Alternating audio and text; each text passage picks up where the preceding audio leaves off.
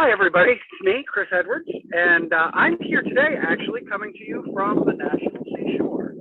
And the reason I'm here is to show that our virtual playhouse is something that you can take with you anywhere. You can take it with you on the road.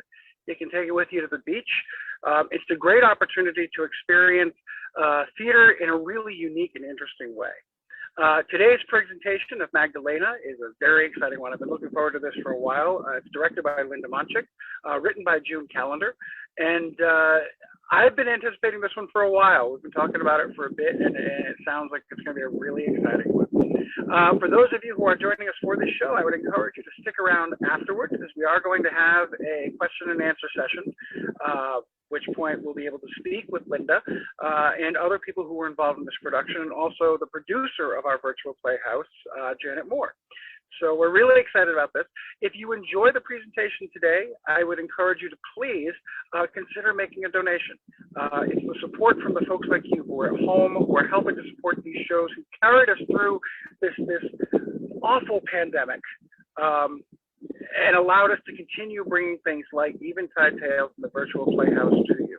We're going to continue this sort of virtual production for some time, but please consider making a donation to help support this.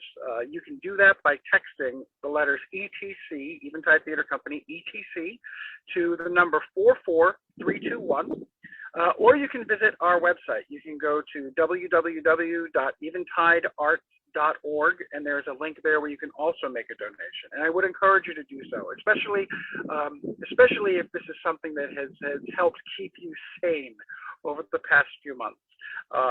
If we bring a smile to your face or a little bit of drama into your life, then we're doing our job, and help us to continue to do so. Now, that being said, we've got a couple of really exciting things going on. If you are not aware of it, we have, right now, we are partnered with Katuitt Center for the Arts and are producing a really amazing, unique, original production play written by Jim Daglish. He is a local Cape Cod playwright of great renown. He has written a play specifically for Zoom, and it has been quite a project. You get to watch it episodically as if you're watching something from Netflix, but it is a remarkable play. Last weekend we premiered episodes 1 and 2. This weekend we dropped episodes 3 and 4. It is a play called Teacher of the Year, and I strongly recommend, if you have not tuned in for it, please purchase a ticket and join us. You can watch all of the episodes at any time, or you can watch the episodes as they drop, which is, kind of fun, like the old days, watching TV episodes and being left on a cliffhanger and having to wait for the next one. Or you can binge them all at once, once all of the episodes drop. So I would encourage you to please check that out. After that, we're going to be premiering another really unique adventure, because I know some theaters are opening up, but we're still playing it a little safe right now. We are producing a play called Twain by the Tail. It stars and is directed by Stephen Moore, who is, I think, one of the best Twain interpreters, if not the best in the area. He's fantastic. I've said many times that he is the best Twain interpreter since Hal Holbrook, and he really brings a sense of deep understanding of the materials of this wonderful play. It's also going to be broadcast and streamed for 12 episodes, and it was shot in front of a green screen. And I know they're working on the final edits for that now, and you'll see some very familiar faces there, and I would encourage you to check that out. We will be returning to the main stage in the fall with The Last 5 Years, a great musical by Jason Robert Brown, directed by Steve Ross, and following that with Ha, which was written by Rich Orloff. It's 3 one-act comedies, and it'll be directed by Toby Wilson. So with that, I would like to, I think I've solved enough for any of the late arrivals. We hope that you enjoy this presentation. I really hope that you enjoy this production. And we will be here after the show is done for a Q&A. Please join us. Ladies and gentlemen, please enjoy Magdalena.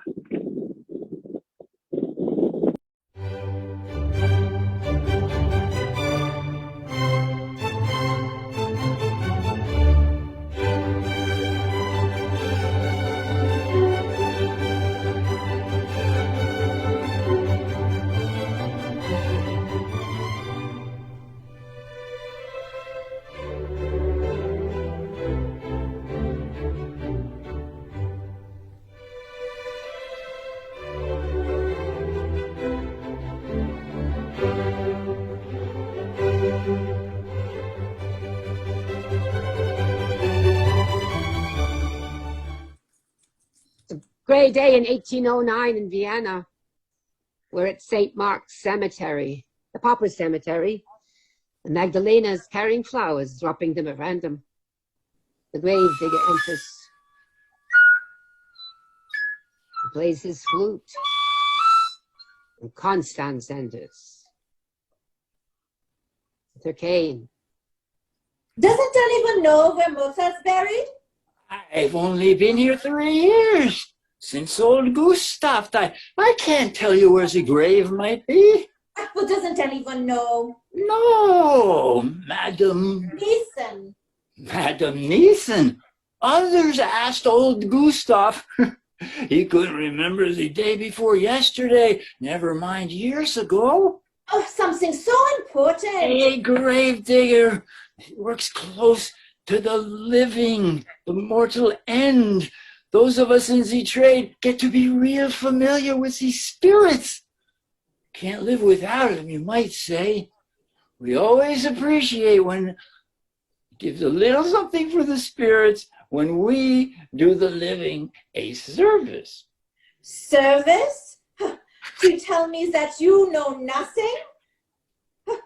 Who is that lady? A recent widow? They've been coming here 15 or 20 years, so I've been told. So long, she must be mad. Who is she? I didn't agree to give out information on the living, but I might be persuaded. I paid you for nothing. Well, you could at least... I don't care who she is. Begging your pardon, Madam Neeson, but that lady... Oh, just go away. I don't have money to waste. Constance? You know me? Are you looking for his grave? Who are you? He might be anywhere. Do I know you? Here. Anywhere.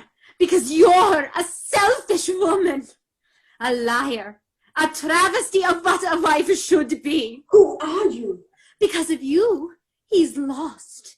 Unmarked. How do you know who I am? But he's not forgotten. I remember.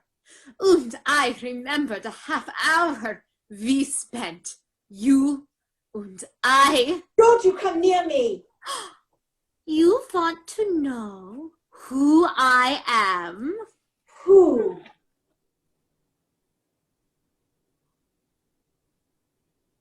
Magdalena Hofdemel. Magdalena? Magdalena Hofdemel, but I... Forgotten? You were so beautiful. 17 years, and look! With your flowers. No marker! Nothing! I've been living in Denmark many years, so Not even a small stone! I put my flowers everywhere!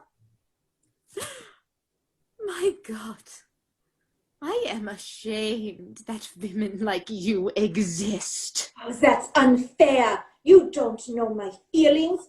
Listen to me. I'd regret, but I know... Always I. No one else exists, do they? Not only will you burn in hell, Constance, but history will remember you as the most heartless woman ever married to a genius! Get away from me! Magdalena, don't blame me!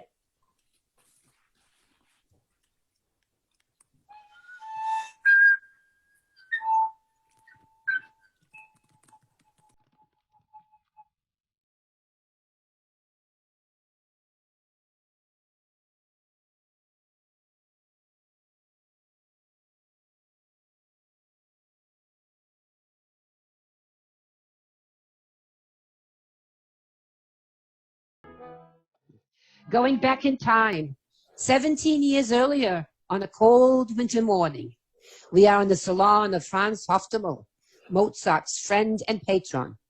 His wife, Magdalena, is practicing Vous dirais-je, Maman, by Mozart, known in English as Twinkle, twinkle, little star. She is 4 months pregnant.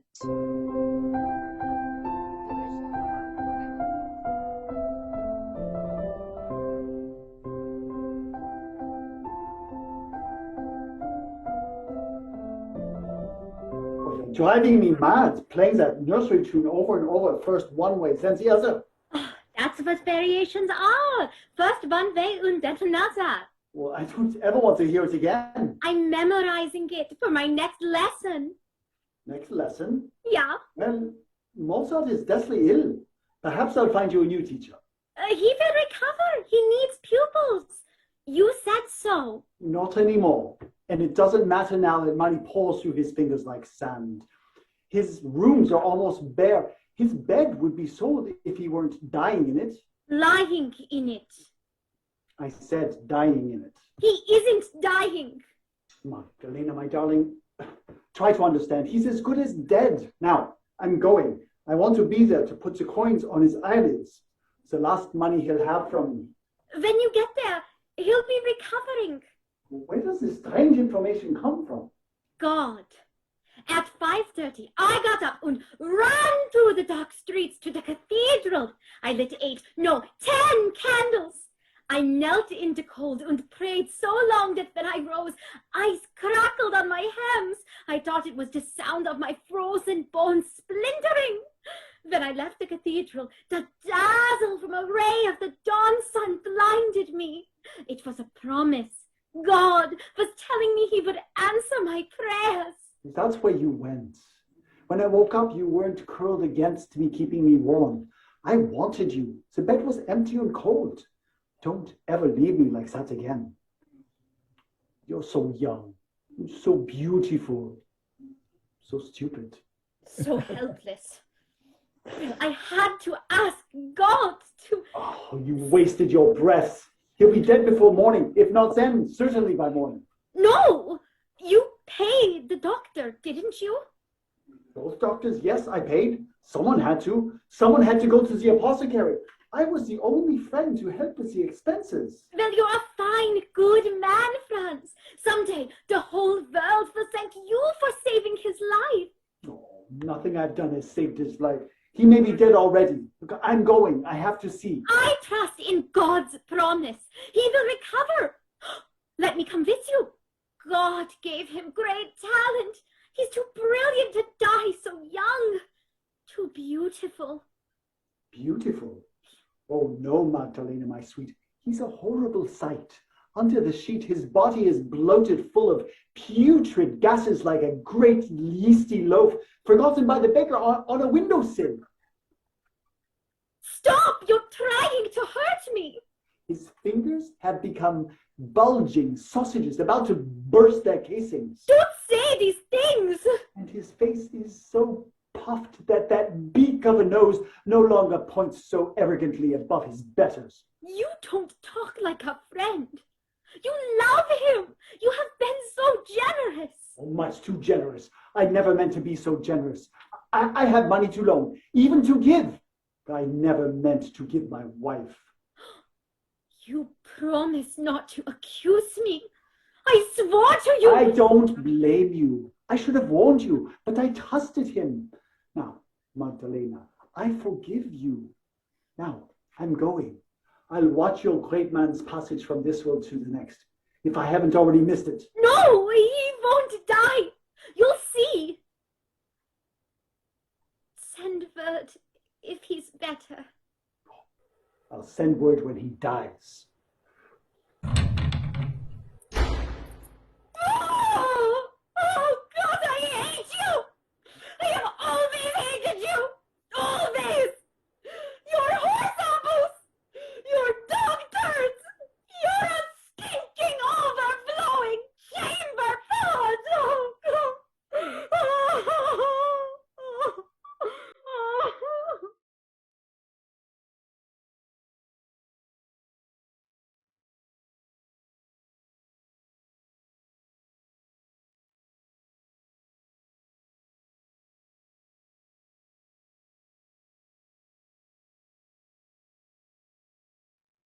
One hour later, the same salon, Constance enters with a cane.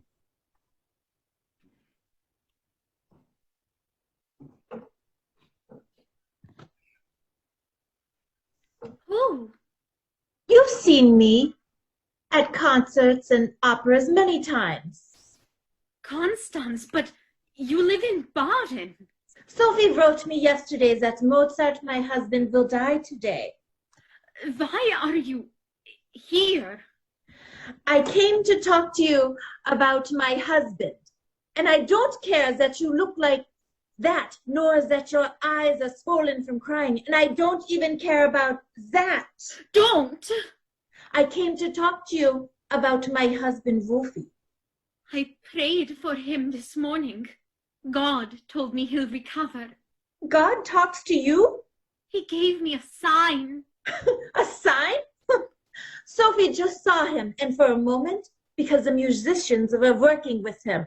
Well, if he's strong enough to work, he can't be dying. He's feverishly dictating and singing his requiem. He sounded possessed.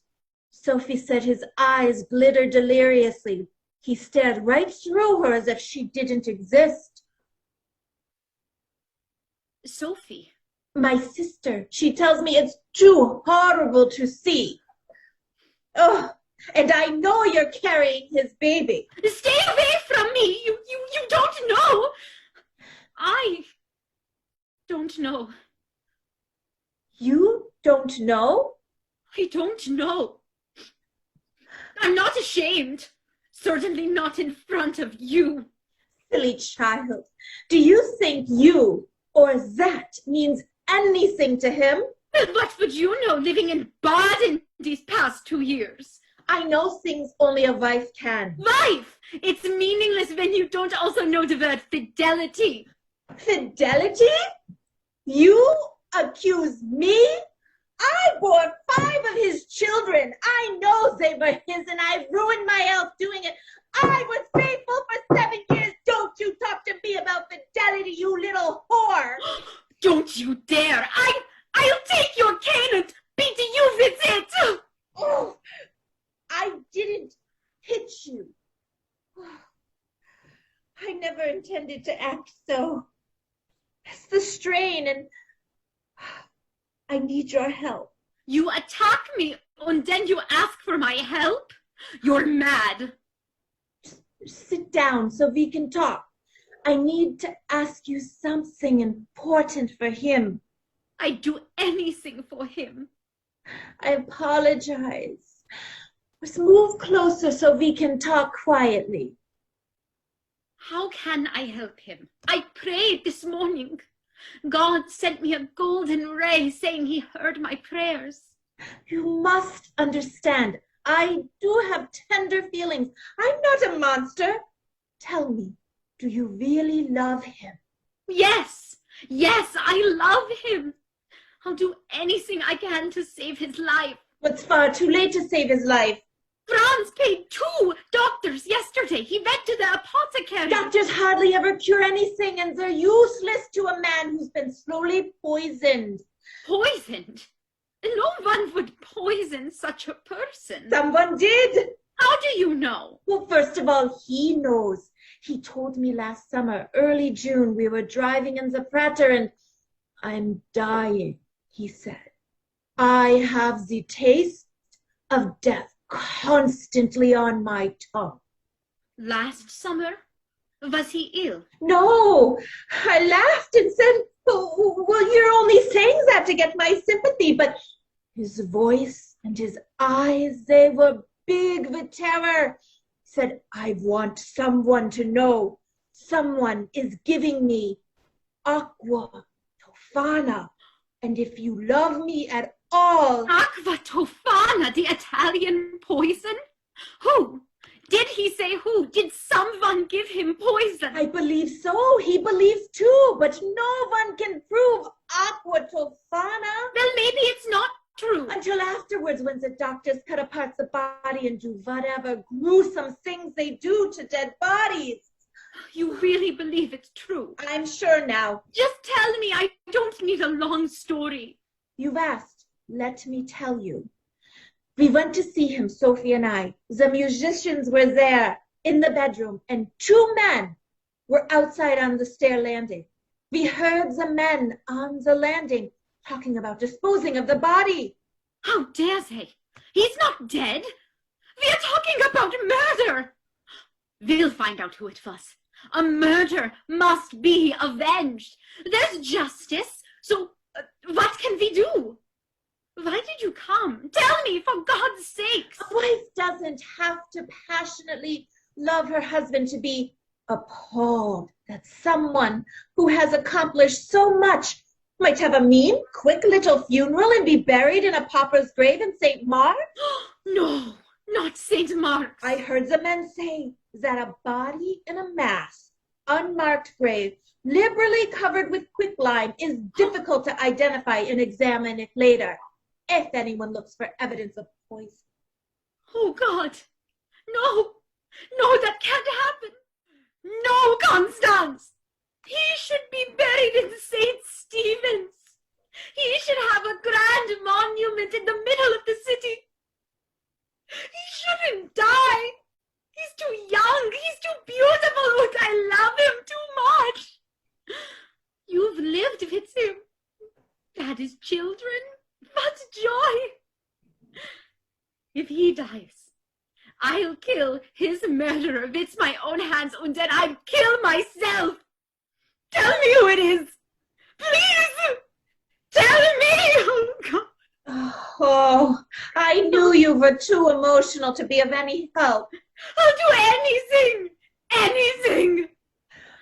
Here, wipe your face.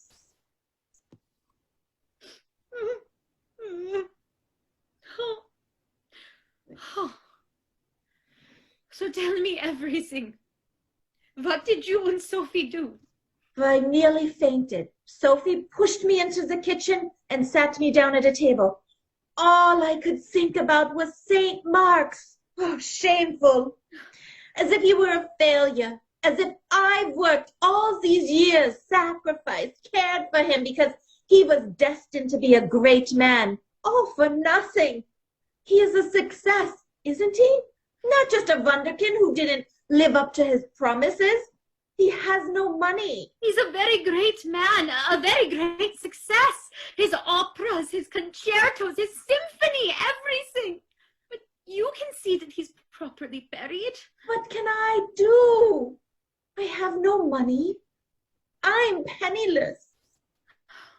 Did you see who the men were on the landing? I waited in the kitchen with Sophie, went upstairs to see how he was. He's dying. He's singing and calling out chord and orchestration. He didn't see her. I know that trance he gets in. I'll never forget his callousness when our little daughter died.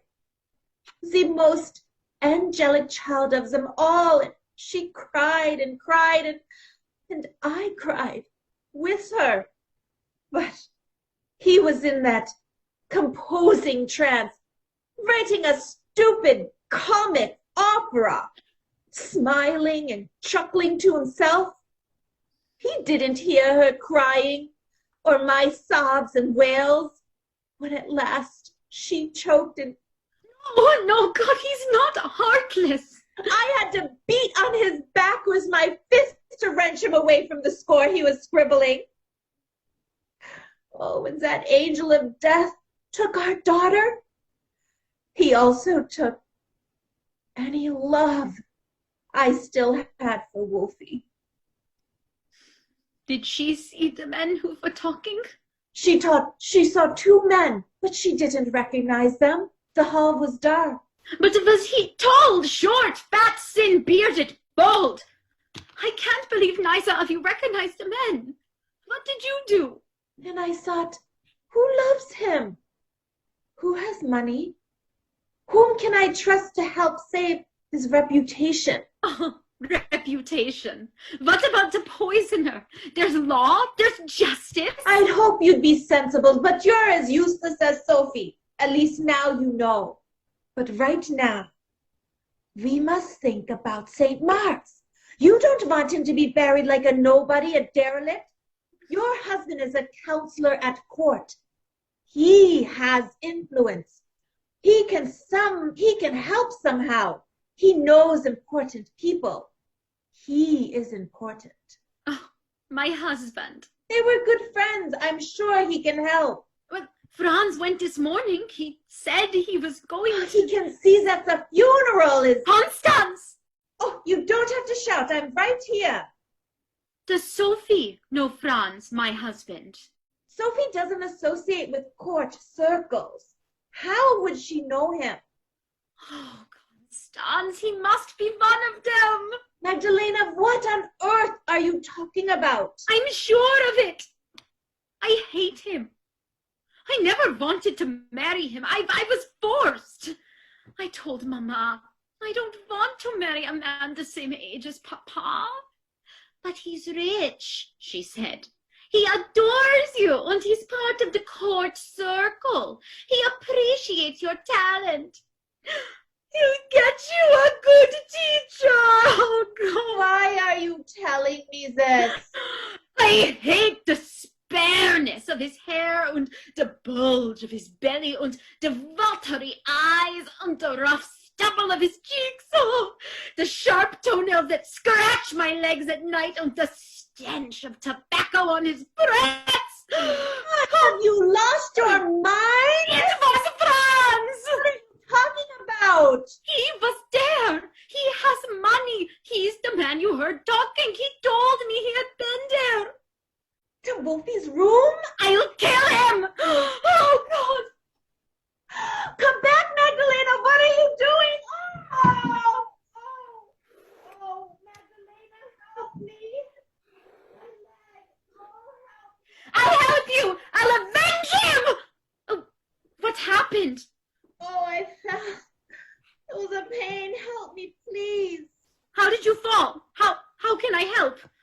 Oh, do you have any wine? Yes, of course. Oh, blessed mother. Please take pity on me. I'm about to be a widow. A poor widow, 2 small sons, and no money of my own. Oh, please, blessed mother, don't make me an invalid. Oh. Claret?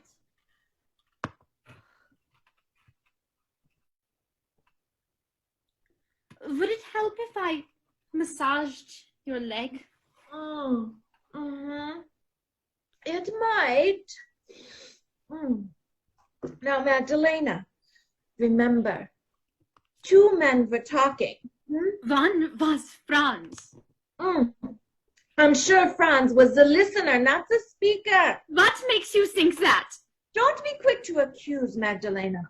When he comes home, I will demand that Don't demand, and not with that knife in your hand. If he could poison so great a man. But what if he didn't? And does he suspect this baby isn't his?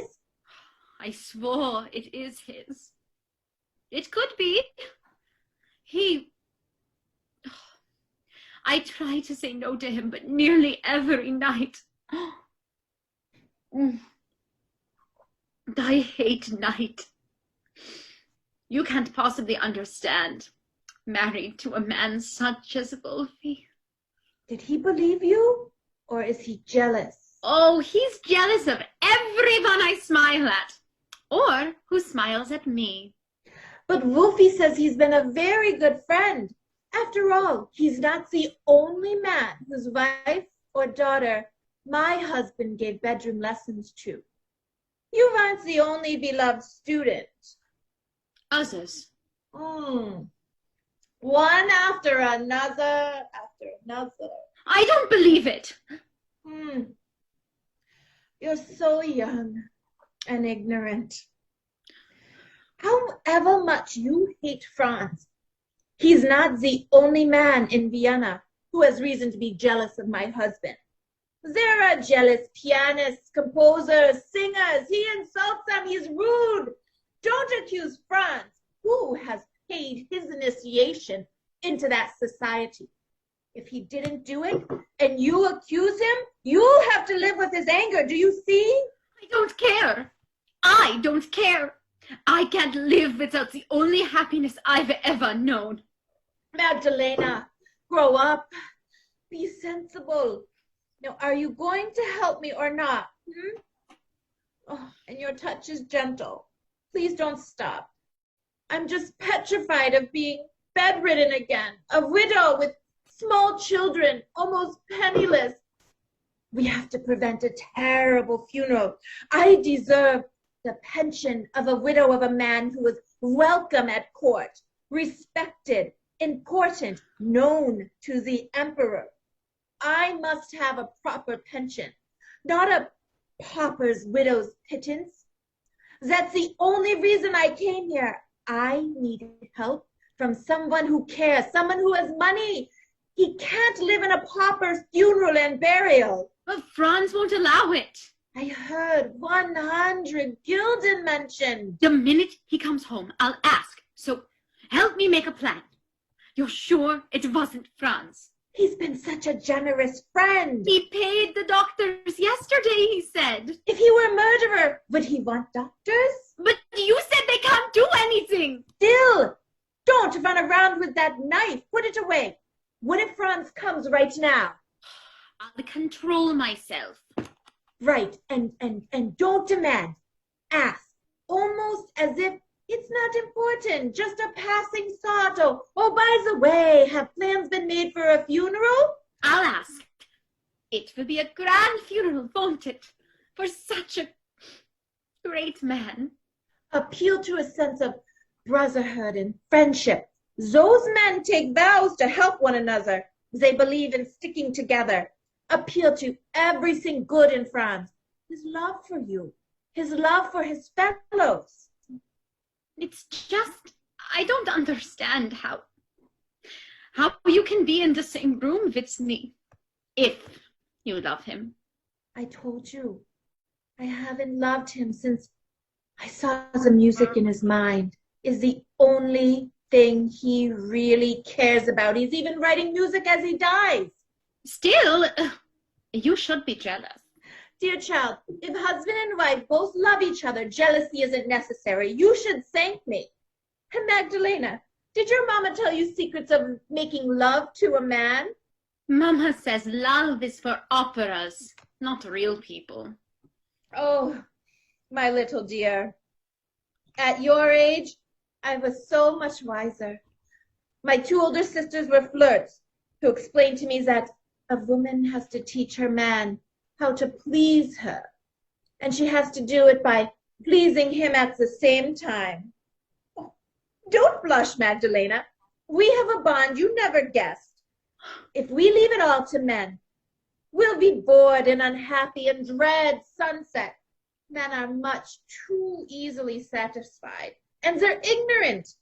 My dear husband, such love-making was just that simple old drum beat. Boom, boom, boom. But when I began to suggest cadences, arpeggios, cadenzas, I remember one spring evening in Salzburg, and So, you love him still?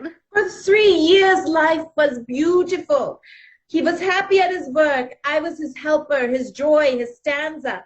I made him happy, and he made me happy. And pregnant, and then the children died, and love died. Everything beautiful dies. If Wolfgang dies, Constance, the world will stop. The sun will never shine again. If only we could reach a happy moment and stop time. I have to go. I don't want to be here when Franz returns. I'll do whatever I can, even if I have to be sensible. I'm honored you asked for my help. He'll be grandly buried and revenged too. Thank you for coming to me, Constance. It was brave of you. not brave. Sensible. You're very beautiful, and I understand you're musically very talented. I'm glad he has good taste, but forgive me, Magdalena. But I'm happy you couldn't teach him any new joys in bed.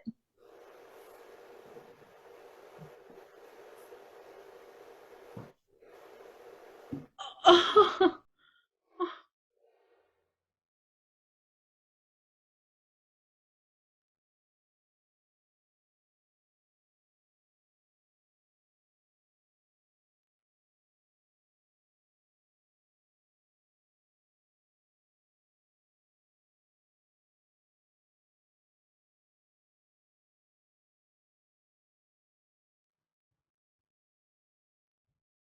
The following day, about noon,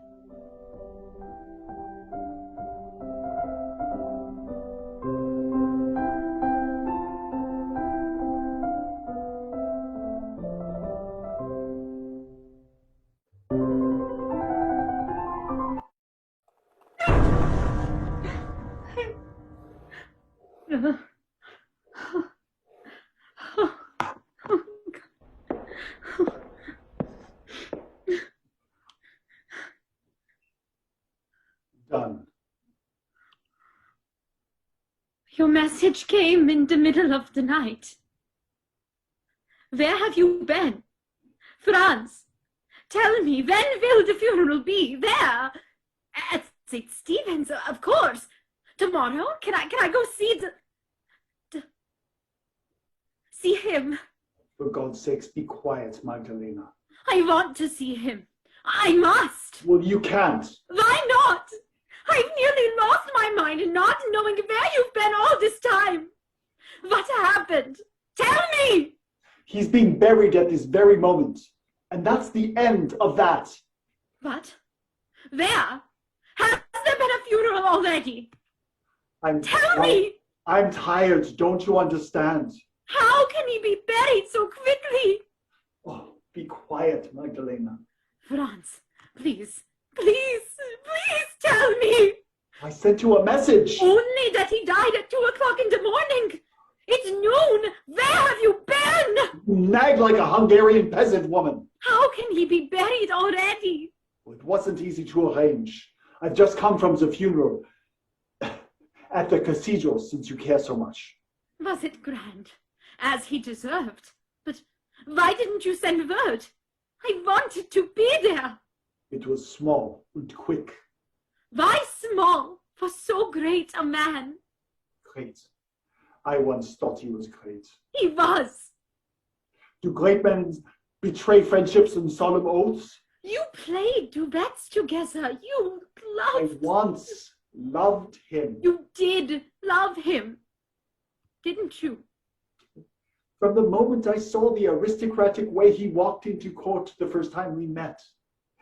He was a man among men. He deserved to be there the way I deserved to be there. Because of my usefulness, my talents, my abilities. I felt we could be brothers. Why can't people return love with love? What are you talking about? I don't understand. For 8 hours last night, I asked myself, doesn't love mean anything? Last night, what happened? At 6 last evenings, the doctor puts the cold towels on his forehead, and he lost consciousness. I stood beside the bed watching until 2 in the morning. Thoughts and questions raced this way and that through my mind. A few others came and went. Sophie came and wailed like a child with a broken toy. And Constance, was she there? She came at dawn and finally took Sophie away. I wish I could have seen him. I gave him my friendship and the friendship of the city's finest men. He said he was grateful. We swore undying brotherhood. And yet... Don't friends go to the ceremony to watch the burial? Why didn't you? There must have been a fine procession. No procession. Franz, where are they burying him? St. Mark's, the pauper cemetery. No, I even paid the carter. you paid the carter. Someone had to. I paid. I paid and paid and paid. What? Who? Everyone with their hands out. For what? Why? Be quiet, Magdalena. My head is splitting. I barely made it up the stairs. I need sleep. Franz! Franz! What's wrong with you? You loved him, and yet I once loved him. you played duets and laughed together and drank together and dined together. Yes, and we gossiped about the nobility together, and I loaned him money, gave him money. And how did he thank me? With betrayal. Oh, I knew, Magdalena. I knew the first time he had you. I knew from your body, the way you shrank when I touched you. I'd heard rumors about how he seduced his students, but I didn't think a friend, a sworn friend. No, Franz, I didn't. You did. Don't lie to me. Never again. Oh, I pretended to believe you. I knew you were lying. All right, it's true. That's how he returned my friendship, repaid my loans. If he were a great man, he would have loved me enough to ignore his animal lust. Two men on a friendship. I trusted him. That's why I hired him, to give you lessons, because he knew I wanted only good for you. Yes, Franz, but I didn't. Good. He knew. I thought he understood everything. Understood what? How much I love you. That I loved you the first time I saw you when you were 12 years old. How I waited, ignoring other women, waited for you to grow up, to become a woman old enough to love. When I was 12. I first saw you at your uncle's. It was a New Year's Day. Guests were coming and going, and you sat, ignoring everyone, playing the clavier. Your talent and the promise of womanly beauty enchanted me. I promised I'd do everything to make you happy, give you whatever you wanted. But you don't talk about love. You treat me like a toy, like a pet. I'm not a poet, not a flatterer, but I bought you beautiful clothes, gifts, jewels, the best pianoforte, didn't I? Yes, Franz, I do appreciate this. I've been faithful. You've been unfaithful. I couldn't resist. I tried to hate you. But you're so young and simple. I should have been more careful. I should have warned you. But you've been like a kitten, so innocent and curious. Oh, I understood, Magdalena. He couldn't resist either. He was not like other men. He didn't mean to hurt you. I'm sure he didn't think like other men. His head was always full of music. That was the link between this everyday world and something eternal. I felt I was in the presence, not of a mere man, but of something angelic. No, he was not angelic. He was a man like other men. I have as much divinity in me as he did. Magdalena, I love you far, far more than he did. Can't you return a little part of that love? You never spoke of feelings. I've been so... You always called me young and ignorant. Innocent. I've never called you ignorant.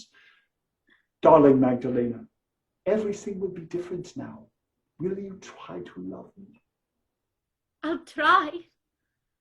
I have so much to think about.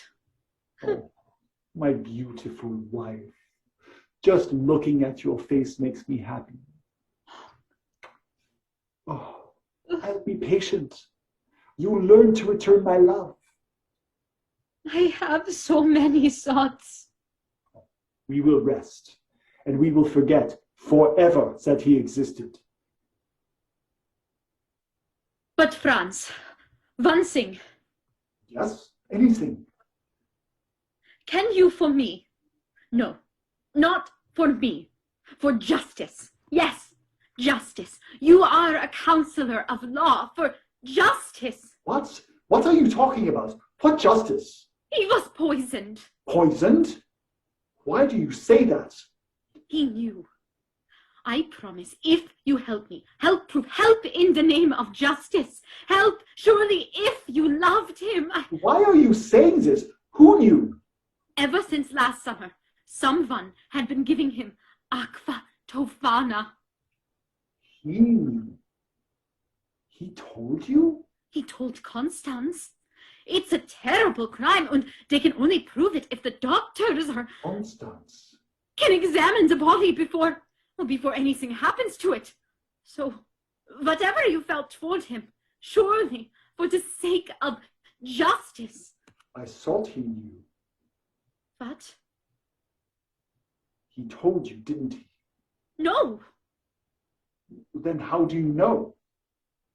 it's true, isn't it? Yes. What do you know? But you paid the doctor, the apothecary. You went to the apothecary. What are you saying? What do you want? Franz, you murdered a great man. No, he lied to you. He was selfish and ungrateful. He told you about the aqua tofana? How could you? He should have been my friend. You're my wife, even if you didn't love me. He had no rights. I trusted him. Why didn't you murder me? You should hang for this. Oh, nobody can prove anything. People know. A few, but I've paid. I've spent half my fortune. I'll go to the constable. Oh, no one will believe a silly, seduced little... I'll go to the emperor if I have to. An unfaithful wife accusing her husband for her lover's death? Do you know how they'll laugh? The Constance knows, and she'll speak out and... Constance is on her way back to Baden. What? She cost me the most, but she won't cause any trouble. She got what she wanted. You saw Constance. She's a sensible but greedy woman. Oh God, I'll shout it through the streets. Someone will believe me. Calm down. He's dead. He's gone. It's done. All will be forgotten. You'll be a faithful wife from now on. I hate you. I gave you everything. I thought you understood. Murderer! You can't have me! Ah! Ah! Magdalena! Magdalena! Ah! Ah! Let go Magdalena! of me. No! I won't be your beautiful little Magdalena anymore! No! Ah! Oh God! Ah! Oh. Ah! Ah! Oh my God! Oh, Magdalena! Ah! Look! Magdalena! No! No! Look! Your face! Your beautiful face! Magdalena! Oh, my beautiful Magdalena! Everything I've loved!